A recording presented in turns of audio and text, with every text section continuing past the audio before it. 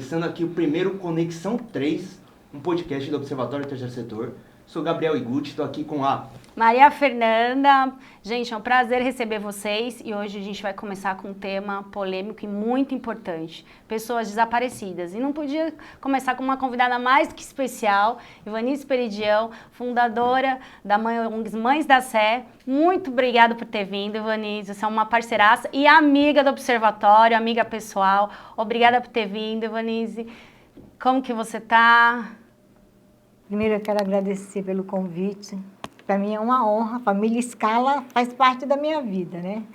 E quando você me falou que queria estrear o programa comigo, eu me senti muito honrada, muito lisonjeada. É um assunto muito importante. Eu queria que você começasse falando para o pessoal da sua luta, né? Que a gente fala das ONGs Mães da Sé, mas a maioria das pessoas já conhece o seu trabalho maravilhoso, a sua luta, mas muita gente não sabe como começou a sua luta. Da origem também, que a história de origem A minha luta começou no dia 23 de dezembro de 95, quando a minha filha Fabiana, que na ocasião tinha 13 anos, ela saiu de casa por volta das 20 horas.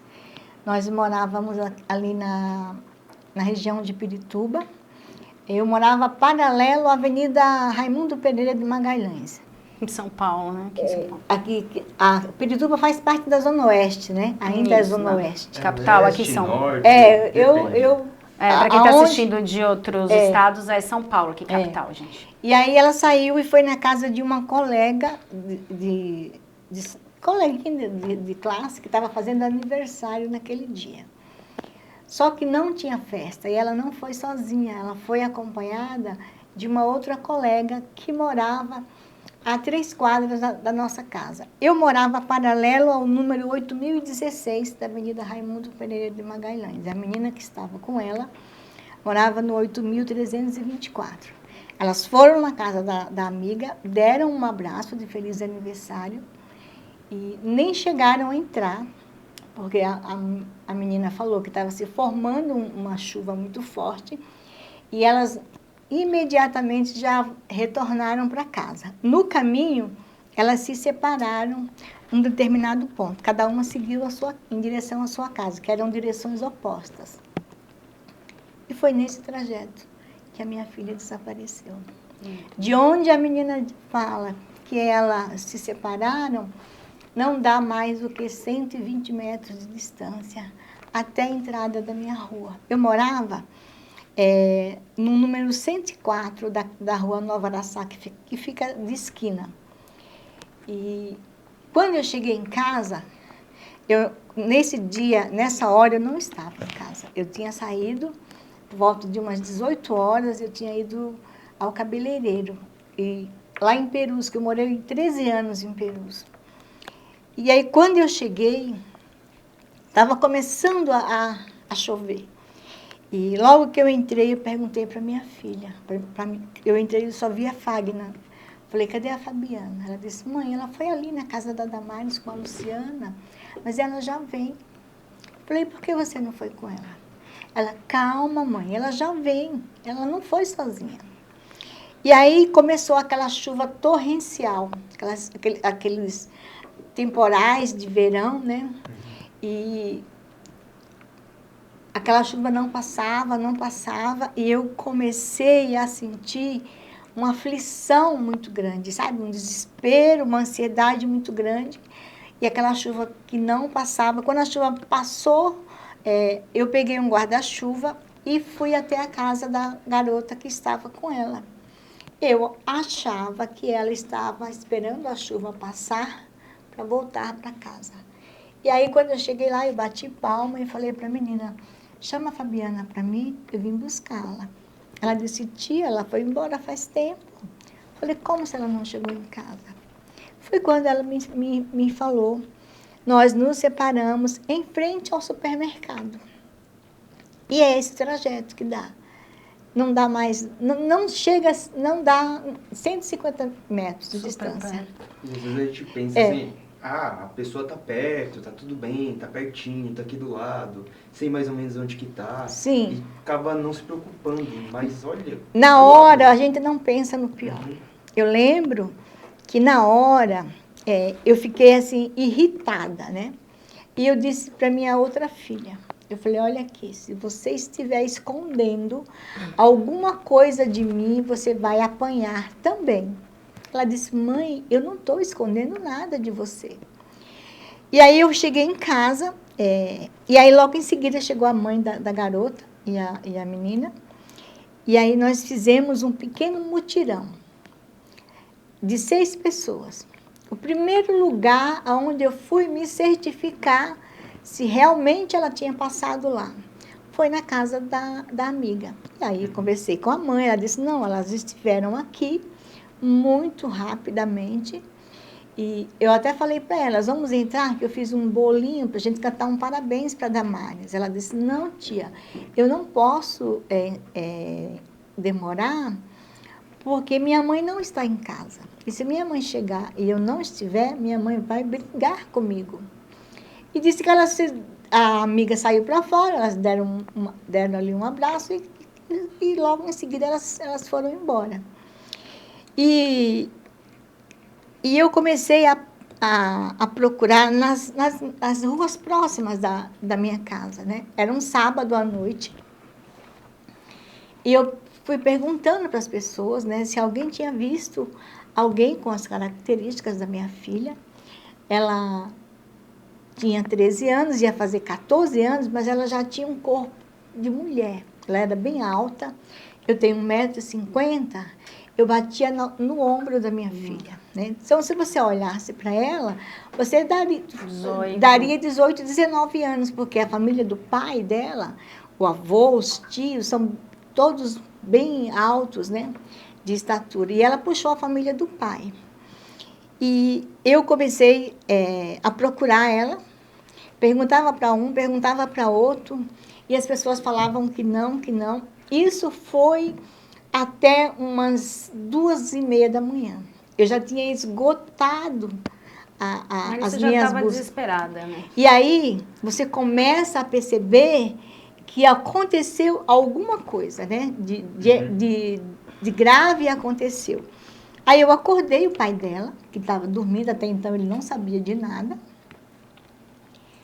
E a primeira coisa que eu ouvi do pai das minhas filhas foi que a culpa era minha. Que absurdo. Porque eu tinha inventado de trabalhar e estudar. Eu tinha acabado de entrar na faculdade no meio do ano. E aí eu comecei a trabalhar, antes de eu entrar na faculdade, eu comecei a trabalhar, né? Porque eu queria estudar, queria fazer uma faculdade.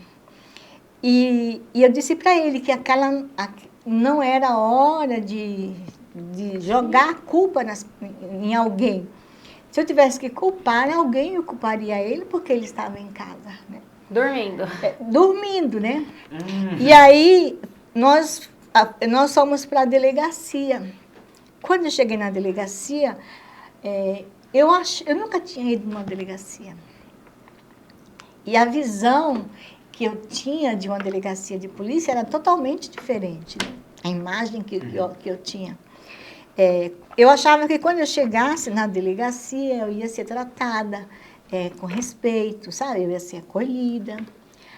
Mas o delegado olhou para mim e disse assim, volta para casa, mãe. Volta para casa, que isso é coisa de adolescente.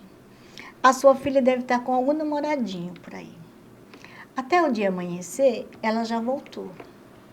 Eu disse para ele que uma mãe, falei, doutor, uma mãe que dá liberdade para uma adolescente de 13 anos ficar na rua até essa hora da madrugada, não vem na sua delegacia lhe pedir ajuda. Sim. E aí ele disse assim, e quem disse que mãe conhece filho? Os filhos, na frente dos pais, eles têm um comportamento. Os adolescentes, na frente dos pais, têm um comportamento. Os pais viram as costas, o comportamento deles é totalmente diferente. E ainda falou assim, ainda mais as menininhas de hoje. Você há de convir comigo que uma adolescente de 13 anos, há 28 anos atrás, ela não tinha a mesma expertise que uma adolescente de 13 anos tem hoje, né? Mesmo de hoje, eu considero uma criança, 13 anos. E aí, eu tentei de todas as formas argumentar com aquele delegado, falando que eu não podia ir para casa sem ser atendida, que alguma coisa de muito sério tinha acontecido com a minha filha, que a minha filha não ficava na rua porque eu não deixava. Mas ele disse para mim assim, se até amanhã a senhora não encontrar sua filha, a senhora volta aqui. Aí eu falei, por que eu tenho que esperar até amanhã? Como você vai dormir até amanhã? Não, pois é. Aí eu disse para ele assim, por que eu tenho que esperar até amanhã, doutor?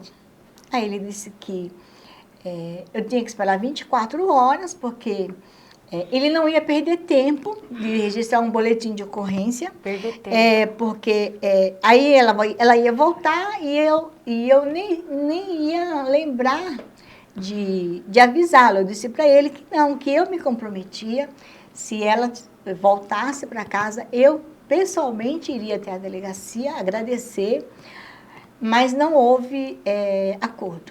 Por mais, assim, a coisa chegou a um ponto de uma discussão entre eu e aquele delegado, mas não houve acordo. E eu morava numa região onde de um lado era casa e do outro lado era mato. Me parece que estão fazendo vão construir prédios agora nessa região. Era dali que eu morava. E aí, quando eu cheguei na delegacia, o investigador que estava de plantão, ele disse para mim que havia um maníaco naquela região que já tinha violentado 5 mulheres. E a primeira possibilidade que veio foi, tanto da minha parte, como daquele investigador, era que ela podia ter sido vítima desse maníaco. Porque ela estava trajando uma camisetinha regata, um short, um chinelo Raider, e ela tinha um relógio no pulso, uma correntinha de ouro e um brinco. E aí ele veio conosco, entrou naquele mato adentro, né, na expectativa de encontrar a minha filha ali. Não encontrou, ele voltou para a delegacia. E eu continuei a procurar minha filha nos hospitais da região. Aí já era dia 24, o dia amanheceu, e eu fui perguntando para outras pessoas se alguém tinha visto minha filha. A Avenida Raimundo Pereira de Magalhães, ela é uma avenida muito movimentada. Só que naquela época não existia câmera nas ruas, né? Até nos faróis para fotografar os carros em alta velocidade. Eles não passaram nenhum rádio para as viaturas? Não. Já sabendo que tem um maníaco na época? Não, nada disso foi feito.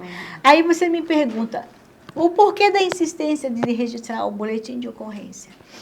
Na minha ignorância, eu achava que a partir do momento que fosse registrado o boletim de ocorrência, a polícia ia procurar pela minha filha. E aí eu voltei no dia 24, por volta de umas 10 horas da manhã, na delegacia, e quem estava de plantão era uma delegada. Ela foi muito mais grosseira do que o delegado. Meu Deus, que absurdo. Aí ela disse para mim, você não sabe que tem que esperar 24 horas? Eu olhei para ela e falei assim, doutora... Eu já esperei. Eu já ouvi esse argumento essa madrugada. E eu só saio daqui quando a senhora me atender. Enquanto a senhora não me atender, eu não saio. E fiquei lá sentada. Ela me deixou de castigo por umas 3 horas ou mais. 3 horas com a filha. E aí, quando ela viu que eu ia vencê-la pelo cansaço, ela fez assim para mim e falou para o escrivão, faz a ocorrência dela. Faz o BO dela. Aí ele, desdém, né? Aí ele fez... Como se estivesse fazendo favor, não fez obrigação o boletim de dele. ocorrência, eu assinei, ela me deu a via, e no centro dos boletins de ocorrência que eram feitos nas delegacias antigamente, tinha o endereço e os telefones de contato da Delegacia de Pessoas Desaparecidas. E eu lembro que ela fez um círculo onde tinha o endereço e os telefones da delegacia, e ela me entregou o meu boletim e falou assim, a partir de agora, você procure a delegacia de pessoas desaparecidas, que é ela que vai investigar o desaparecimento da sua filha. Que horror, né? Que Aí era dia desdém. 24, Natal, a delegacia, véspera de Natal. era véspera de Natal, a delegacia estava fechada, dia 25 também, e eu continuei a procurar. Quando eu cheguei no DHPP no dia 26, por volta de umas 4 horas da tarde, que eu já estava voltando lá da Vila Guilherme, onde era o SBT, né? Ainda era lá. Aí eu cheguei na delegacia, o boletim de ocorrência da minha filha ainda não tinha chegado lá. Nossa, que relaxo. Porque naquela época eles usavam, acho que era o Telex, para mandar as ocorrências de uma delegacia para outra. Aí eu fui atendida por 2 investigadores, né? Que eles, assim, eles fazem algumas perguntas em relação aos nossos filhos, que para a gente que educou um filho, é muito doloroso ouvir seu filho usa droga. 13 anos? É. Perguntando se usa droga. Não, mas como é que você sabe? Sua filha tem namorado? Não, mas como é que você sabe? Sua filha estava grávida? Você entendeu? Eles ficam denegrindo, falam de uma forma vítima. até pejorativa, de alguém que sequer está ali para se defender. E a partir daí eu comecei uma busca solitária durante 3 meses. Eu procurei a minha filha em todos os hospitais da capital, em todos os IMLs da capital e região metropolitana. Eu ia todos os dias, eu ia para um IML. Porque no dia 24 já, eu cheguei num distrito policial e um investigador falou para mim assim, mãe, você já foi no IML? Eu falei, fazer o que no IML, moço? Aí ele disse assim, vá no IML, mãe. O IML é o último lugar que a família vai procurar pelo seu desaparecido. E muitas vezes, quando a família chega lá, já é tarde demais. Ele já foi enterrado como indigente. Quando ele falou aquilo para mim, Nossa. eu falei, então eu tenho que ir. Cheguei no IML, tudo naquela época era muito precário, né? E eu lembro que a moça que me atendeu, ela disse assim, a sua filha tinha a unha do pé pintada? Eu disse, tem. Mentira, que eu não sabia se ela estava com a unha do pé pintada. Mas eu falei as características dela, né? Que ela é branca, tem os cabelos castanhos claros cacheados, olhos castanhos claros, né? Ela tem 3 pintinhas do lado esquerdo da face. Fui falando as características da minha filha. Ela falou assim, então, deu entrada um corpo essa madrugada aqui, Nossa. que parece um pouco com a descrição que a senhora está fazendo da sua filha. Só que a senhora não tem condição de ver esse corpo. Eu falei para ela, se você não deixar eu entrar, eu vou pular esse balcão. Ela disse, então a senhora se acalme. E eu fiquei ali, ela me deu um copo, Imagina a angústia. copo com água, eu tomei, e assim, ó. Eu tentando me acalmar, porque eu queria ver aquele corpo. Eu disse para ela, se você deixar eu ver o pé, eu sei que é a minha filha ou não. Me deixa ver pelo menos o pé, que eu vou saber se é ou não a minha filha. E ela, então a senhora tem que se acalmar. Depois de mais ou menos uns 40 minutos, eu entrei com ela e ela puxou aquela gaveta lá, sabe? E não era a minha filha. Não sei se infelizmente ou felizmente, entendeu? Não sei. E aí, durante 3 meses, eu beirei a loucura. Eu não comia, eu não dormia. Quando eu comecei esse trabalho, eu estava com 36 quilos. Nossa. Entendeu? Eu cheguei, assim, a ponto das pessoas me chamarem de louca.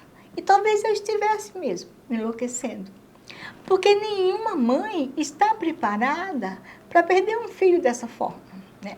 Nós, como mães, nós nos preparamos para os nossos filhos nos enterrar. né? Como mãe, nós temos uma preocupação de dar para eles uma melhor educação, de prepará-los para a vida. Sonhamos com que eles tenham uma profissão definida, casem, nos dê netos. Esse era o meu sonho, né? E aí, de repente, a minha vida parou no dia 23 de dezembro de 95. Na minha concepção de felicidade, eu era uma pessoa feliz. Eu tinha 2 filhas, eu tinha um marido, né? Eu esperei minhas filhas crescerem para me voltar a estudar, porque eu queria entrar numa faculdade, mas eu esperei que as minhas filhas crescessem para me voltar a estudar. E todos aqueles projetos que eu tinha para a minha vida e para a vida das minhas filhas, ele morreu no dia 23 de dezembro de 95. A minha vida, ela deu uma reviravolta assim de 360 graus. E eu procurava ela de dia nos hospitais e nos IMLs. E à noite eu ia para as ruas. E aquilo foi me desgastando fisicamente e psicologicamente. Por que as pessoas me chamavam de louca? Porque aonde eu ia, eu carregava uma camiseta que a minha filha dormia com ela e a foto dela, né? Aquela camiseta tinha o cheiro da minha filha. Então, aonde eu chegava, eu ficava ali, grudada com aquela camiseta, cheirando, entendeu? Eu pegava a foto dela e eu começava a conversar com ela como se ela estivesse ali comigo. E aí as pessoas começaram a falar que eu estava louca. Talvez eu tivesse mesmo. E aí, um dia uma amiga minha me ligou, uma amiga de faculdade me ligou e me deu o telefone de uma instituição que tinha no Rio, hoje não existe mais, que se chamava Centro Brasileiro em Defesa dos Direitos da Criança e do Adolescente. Aí eu liguei nessa instituição, eles trabalhavam com todo tipo de violação de direitos da criança e do adolescente. E o desaparecimento era uma das causas que eles trabalhavam. E eu lembro que quando eu liguei, quem me atendeu foi uma mãe. Eles tinham várias mães lá que elas eram voluntárias. Ela era uma das mães de Jacari. Não sei se você conhece a história das mães de Jacari. Não conheço. As mães de Jacari são mães de 11 adolescentes que desapareceram juntos. 11? Eles desapareceram todos juntos? Foram passar um final de semana na região de Magé, numa chácara.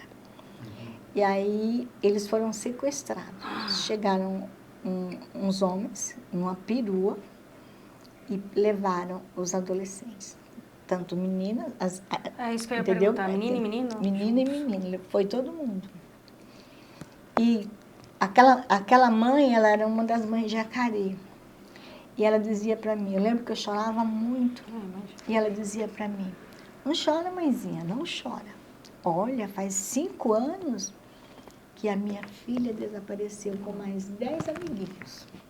Esses adolescentes de Jacari nunca foram encontrados? Nunca foram encontrados. 11 nunca foram encontrados?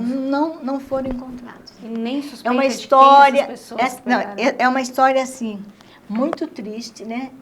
Essas mães, as que eu conhecia, todas já morreram, entendeu? Deus.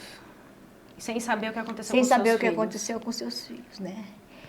E eu pensei assim, como que essa mulher fala que faz 5 anos que a filha dela desapareceu com essa naturalidade? Eu não vou aguentar, eu vou morrer. Eu não vou conseguir viver sem a minha filha 5 anos. E ela com toda a paciência, porque só uma mãe entende a dor da outra. Com certeza. Ela foi me orientando, ela foi tentando me acalmar. Do jeitinho dela, ela foi conversando comigo e ela foi me acalmando.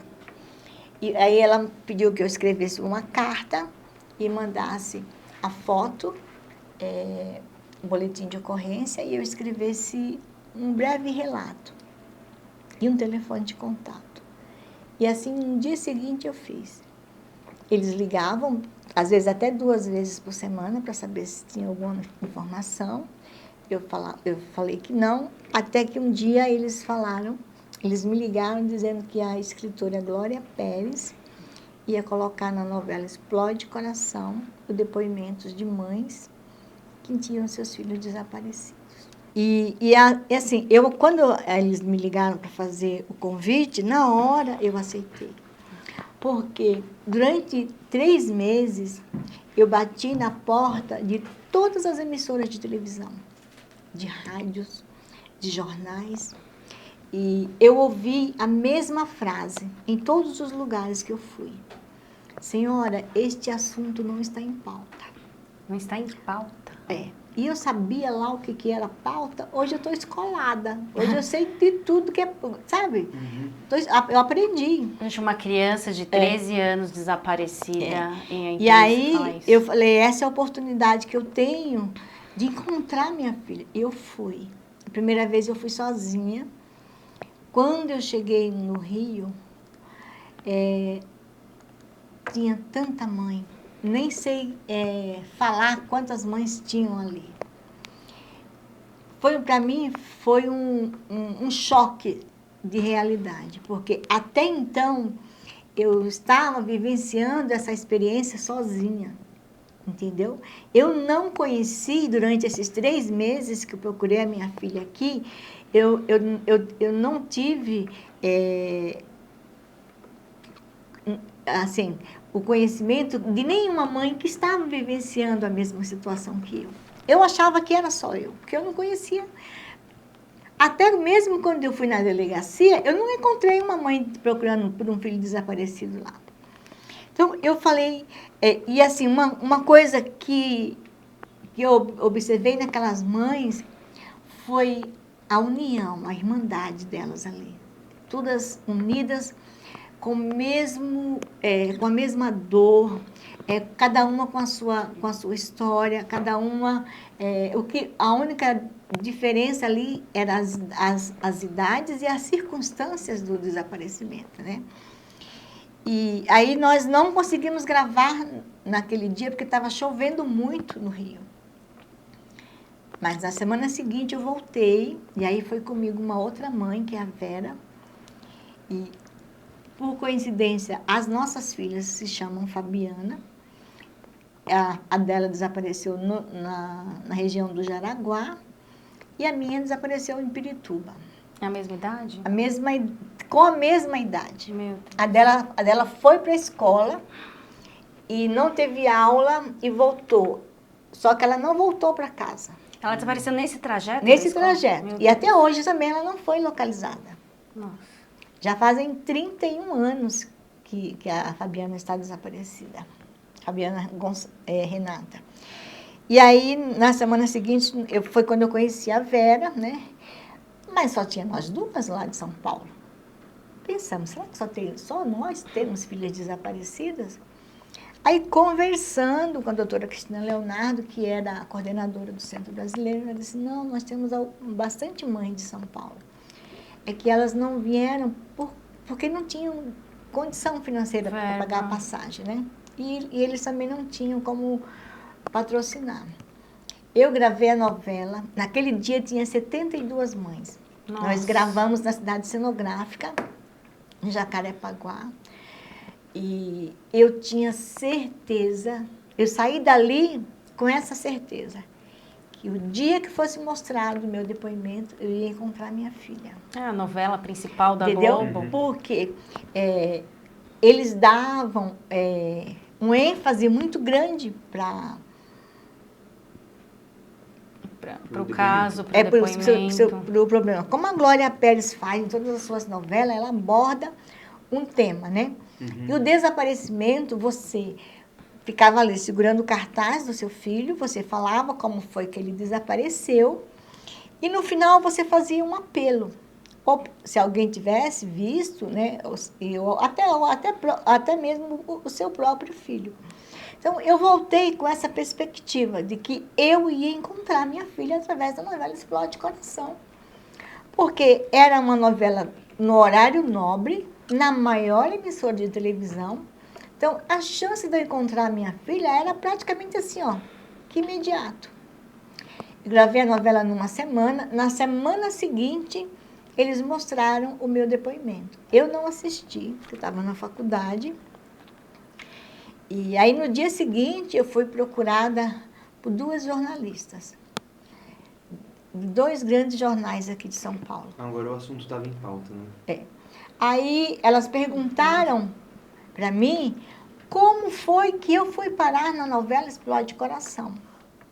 E aí eu expliquei que todas aquelas mães que estavam aparecendo na novela eram mães que tinham seus filhos cadastrados no Centro Brasileiro. E no final aparecia o nome e o telefone do Centro Brasileiro, né? E aí eu fiz um desabafo.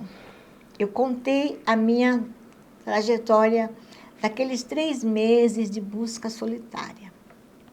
Que eu procurava a minha filha e passava informações, que eu investigava e passava informação para a polícia. Que todas as vezes que eu fui até a delegacia, eu ouvi a mesma coisa. A senhora tem alguma notícia da sua filha? Gente, que cara, Entendeu? surreal. Sendo que você vai na delegacia para procurar as notícias. Eles que teriam que ter a notícia. E eu brigava muito com aqueles investigadores. Eu infernizava a vida deles. Eu sabia o dia do plantão deles, então ou eu ia lá, ou eu ligava. E aí eu fiz um desabafo. Inconscientemente, ou talvez até de uma forma irresponsável, eu coloquei no último parágrafo da minha entrevista que se alguém estivesse passando pela mesma situação que eu e quisesse me ligar, deixei o número do telefone. Um telefone que nem meu era. O telefone era da dona da casa que eu morava. Quando a Fabiana desapareceu, eu mandei fazer vários cartazes e o número do telefone dela. E ela colocou uma extensão do telefone na minha casa. E, para minha surpresa, no dia seguinte, eu acordei por volta de umas 8 horas com o telefone tocando. E aí era famílias de desaparecidos, era produção de rádio, de jornais, de TV. No domingo, eu já estava num programa desses programas de domingo, ao vivo, entendeu? E aí as pessoas me perguntavam onde e quando me encontrar, né? E nos anos 90, a Praça da Sé era lá que acontecia as grandes manifestações, né, da sociedade civil. Por ser o marco inicial de São Paulo. Então, eu sempre via a Praça da Sé como sendo um centro das grandes concentrações dos movimentos sociais. Como se fosse a Paulista hoje. Depois de um tempo, eles migraram para a Paulista, mas nos anos 90, era na Praça da Sé que aconteciam as grandes manifestações. Aí eu falei, pensei assim, né? Eu e a Vera pensamos. Lá no Rio, as mães se encontram nas escadarias da Cinelândia. Então, vamos nos encontrarmos nas escadarias da Praça da Sé. E aí eu marquei com aquelas pessoas que no próximo domingo nós faríamos um ponto de encontro nas escadarias da Catedral da Sé. E aí no dia 31 de março de 96, eu cheguei por volta das 9 horas da manhã na Praça da Sé e aquelas escadarias estavam repletas de ponta a ponta, de mães. Para mim, sabe, eu não conhecia essa realidade aqui. Até então, eu não sabia que tinha tanta gente desaparecida nessa cidade. E aí, quando você olhava de longe, era até uma coisa bonita, mas quando você se aproxima, que você olha para aqueles rostos, você vê a tristeza, o sofrimento ali estampado no rosto daquelas mulheres. E eu percebi que elas ali estavam buscando ali o seu último fio de esperança, né? E uma das coisas que eu também observei era a falta de conhecimento pelos seus direitos daquelas mulheres. E eu continuei alimentando a esperança de que eu ia encontrar minha filha, porque agora não era só a novela, foi a imprensa inteira de São Paulo, tanto a televisão como rádio, jornais e revistas, estava em peso na Praça da Sé no dia 31. Então, você como jornalista, você sabe que a televisão trabalha com factual. E naquele momento nós éramos factual para a imprensa. E eu lembro que no mesmo dia saiu à noite no Fantástico. Nasceu em São Paulo um grupo, um movimento de mães que tem filhos desaparecidos, as Mães da Sé. E aí nós ficamos conhecidas como Mães da Sé, né? E a gente, durante muitos anos, nós íamos todos os domingos. De uns 10 anos para cá, a gente vai a cada 15 dias. Mas naquele dia, quando eu olhei para aquelas mães, eu tinha mãe que veio de Jaú, tinha mãe que veio de Campinas, São José dos Campos, Sorocaba, de várias cidades do interior. A partir daquele momento, eu transformei a minha dor numa luta, não só pela minha filha, mas por todas aquelas mulheres que ali estavam, né? E aí nasceu As Mães da Sé. Nasceu as Mães da Sé. A partir daquele dia, eu abdiquei da minha vida pessoal, eu parei de trabalhar, ainda estudei um pouco e me dediquei a essa causa, né? E eu lembro que em dezembro, nós começamos o movimento em março, e em dezembro nós fizemos o primeiro seminário sobre desaparecidos em São Paulo. E nós tínhamos 48 pessoas encontradas. E as empresas começaram a nos procurar para divulgar as fotos dos desaparecidos nas embalagens de seus produtos. Ai, que maravilha. Então, de março até dezembro, vocês já acharam 48 pessoas com o trabalho da ONG? Olha que maravilha. Porque você via fotos das crianças desaparecidas nas embalagens dos produtos, molho de tomate, nas latinhas de óleo. Eu lembro que tinha uma rede de supermercado que colocava na sacolinha do supermercado. Tinha duas fábricas de calçado que colocava nas caixinhas de sapato. Algumas lojas de varejo colocava na propaganda, né? E assim, quanto mais a divulgação, maior era a chance da gente encontrar.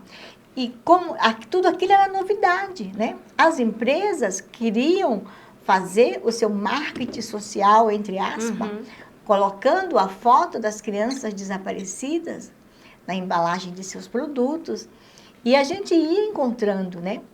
Com o passar do tempo, essa divulgação ela foi diminuindo.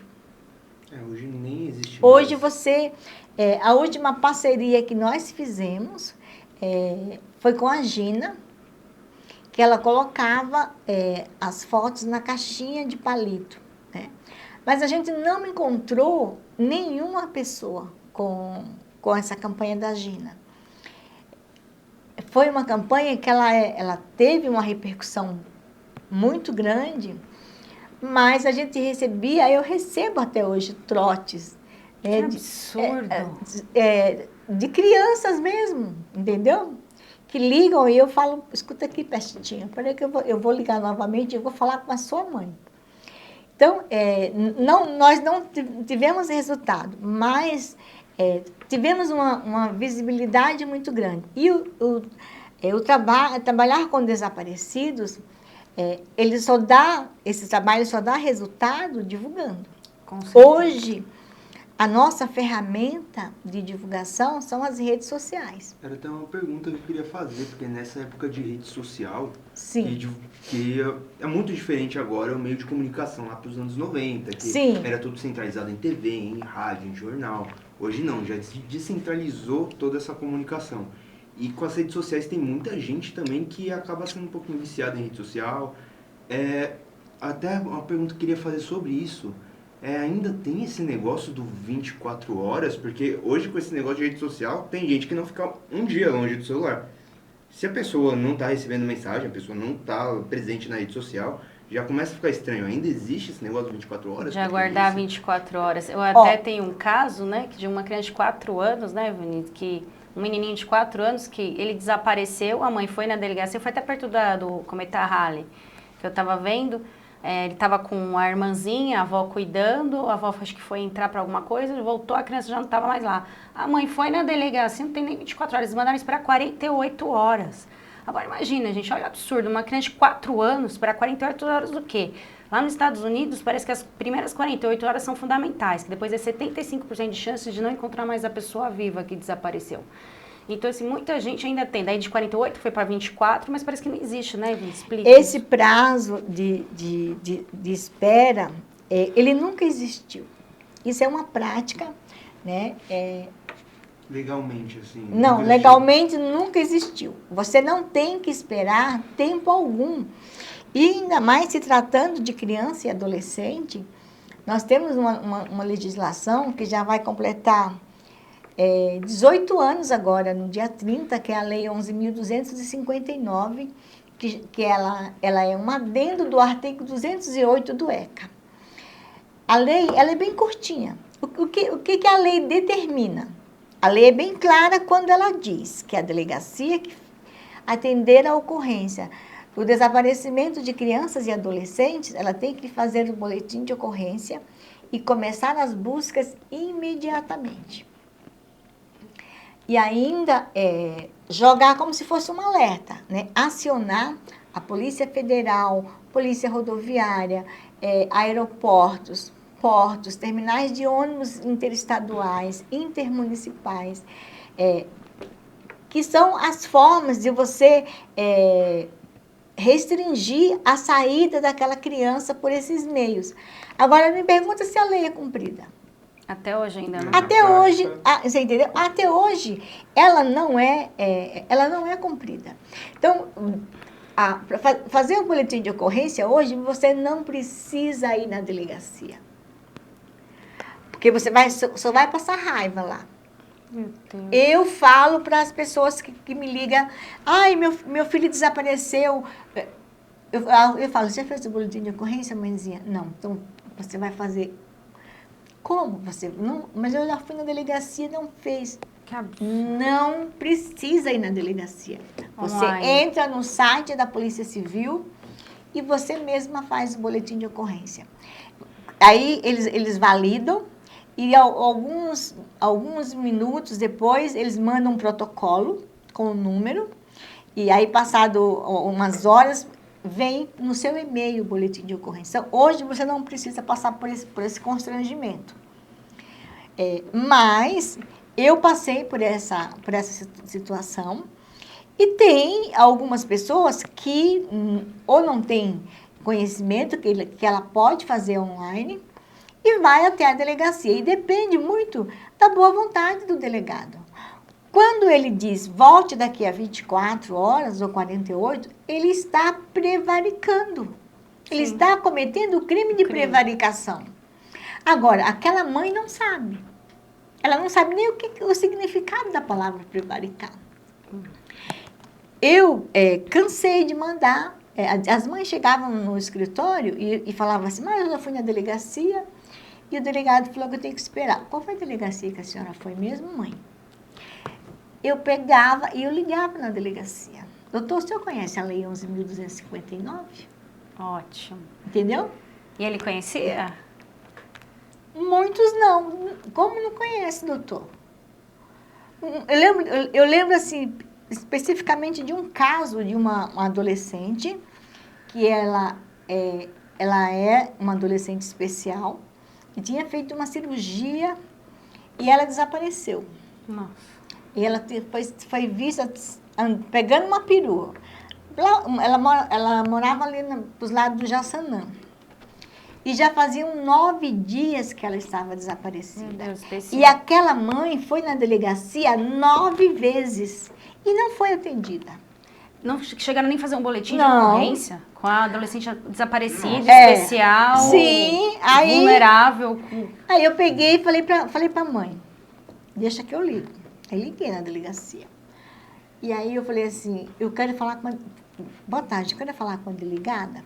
Aí a pessoa falou, quem é? Aí eu falei, sou Ivanise, sou das Mães da Sé. Aí a delegada cheia de... Porque o delegado, ele acha que ele é A última bolacha do a pacote. única bolacha do pacote, né? Eles se acham.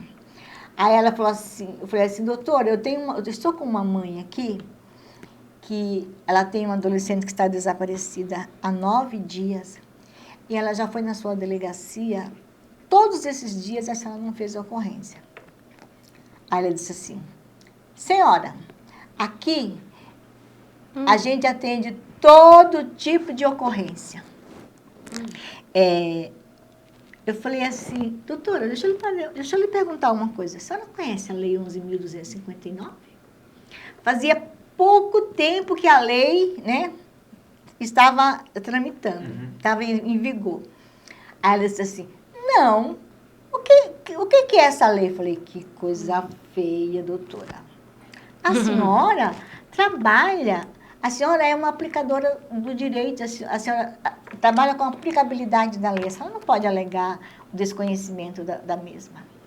Pois eu vou falar para a senhora, eu falei para a senhora quer pesquisar aí no seu computador ou a senhora quer que eu fale?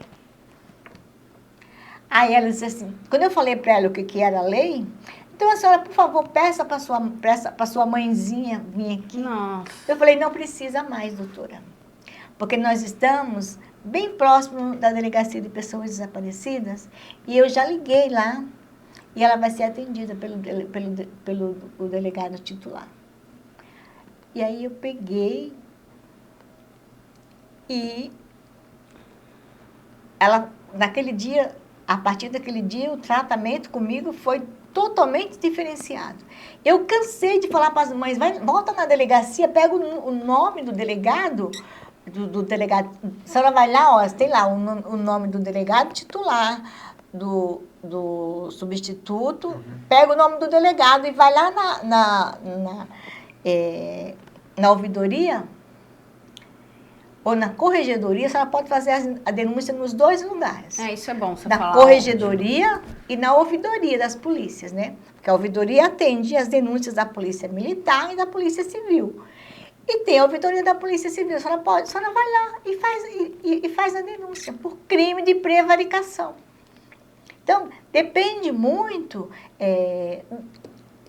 do humor, depende muito da sensibilidade da pessoa que sai de plantão. Eu acho, na minha opinião, que a Polícia Civil, ela não foi preparada para trabalhar com a dor do desaparecimento. Teria, quando ele vai fazer o curso na Academia de Polícia, teria que ter uma matéria de direitos humanos, né, para formar profissionais para trabalhar em delegacias especializadas de pessoas desaparecidas. Quantas delegacias dessas especializadas tem hoje? No total, São Paulo só tem uma. Né? É o tamanho do estado de São Paulo. Nós vivemos numa megalópolis que atende hoje, em média, 20 mil ocorrências de desaparecimento por ano e só temos uma delegacia. Hoje já tem, em alguns estados, já tem, eu acredito que umas 5, 6 delegacias de pessoas desaparecidas. No país inteiro? No país inteiro. Nós temos 27 estados na federação, né? Mas deve ter no máximo umas 5 delegacias especializadas em desaparecimento. O absurdo é que tem os dados do Anuário de Segurança Pública que sai todo ano. O governo sabe, são 40 mil crianças e adolescentes desaparecidas todos os anos. Somente o ano passado, gente, foi o 17º Anuário de Segurança Pública, viu? Desapareceu mais de 74 mil pessoas aqui no Brasil.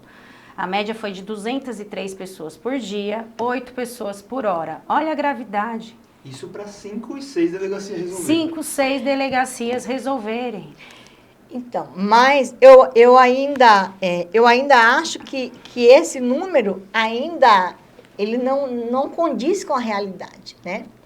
Porque a pesquisa do Fórum, eles fizeram uma pesquisa de 2019 a 2021 e eles detectaram, analisaram 300 mil registros policiais de 2019 a 2021.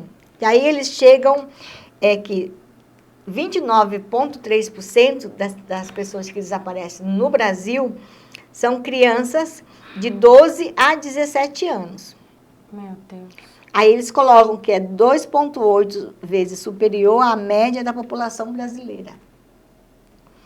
E aí 62,8 representam os homens, né, do sexo masculino. E 37,2 são mulheres. Agora, homens da cor negra é o fator maior, são 54,3%. Mais da metade. Mais da metade das pessoas que desaparecem no Brasil são homens e são negros. Né? E 45,1% são brancos, né? São pessoas que são da cor branca. Então, isso é uma realidade que a gente nunca vai poder falar com tanta propriedade, porque tem muita gente, principalmente que mora no extremo do norte e nordeste. Por exemplo, os estados de Roraima e do Acre, eles quase não entram no anuário. Nossa. Porque são estados muito pequenos, entendeu? E não tem registro. E não tem registro. A maioria são subnotificações. Ou aqueles delegados mesmo, que a pessoa chega e ele não quer registrar boletim de ocorrência. Ele ocorrência. não quer registrar, você entendeu? E o boletim de ocorrência é muito importante para dado de segurança pública, não só para desaparecimento, mas também qualquer outro tipo de crime. A população devia ir atrás e registrar o boletim de ocorrência, porque é dado de segurança pública. É como vai resolver isso. Sem resolver, fica meio no ar. O desaparecimento, ele ainda, infelizmente, é uma causa invisível aos olhos da sociedade e das autoridades. Por que dessa invisibilidade, Ivanise? Porque desaparecer não é crime. Entendeu? Então, o desaparecimento, ele não é tratado como um problema de segurança pública. Deveria. Com certeza. Deveria, mas ele não é tratado Eu aqui como... achando que não. era Desaparecimento forçado, não. gente. O desaparecimento, ele faz parte apenas de uma estatística. A minha filha, ela é um número, entendeu?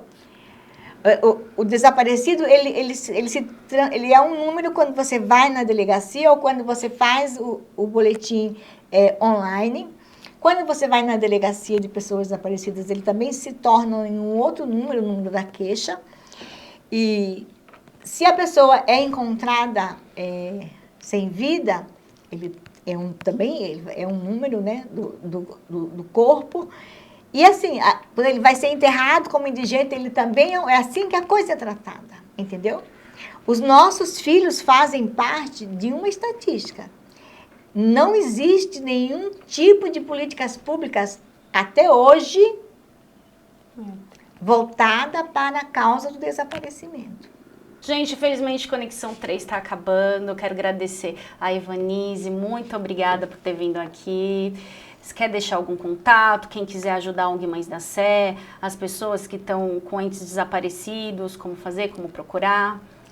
As pessoas podem entrar em contato conosco através das nossas redes sociais, @Instagram Mães da Sé, Facebook também, Mães da Sé, e o nosso site, que tem lá todos os nossos contatos, que é mãesdacé.org.br.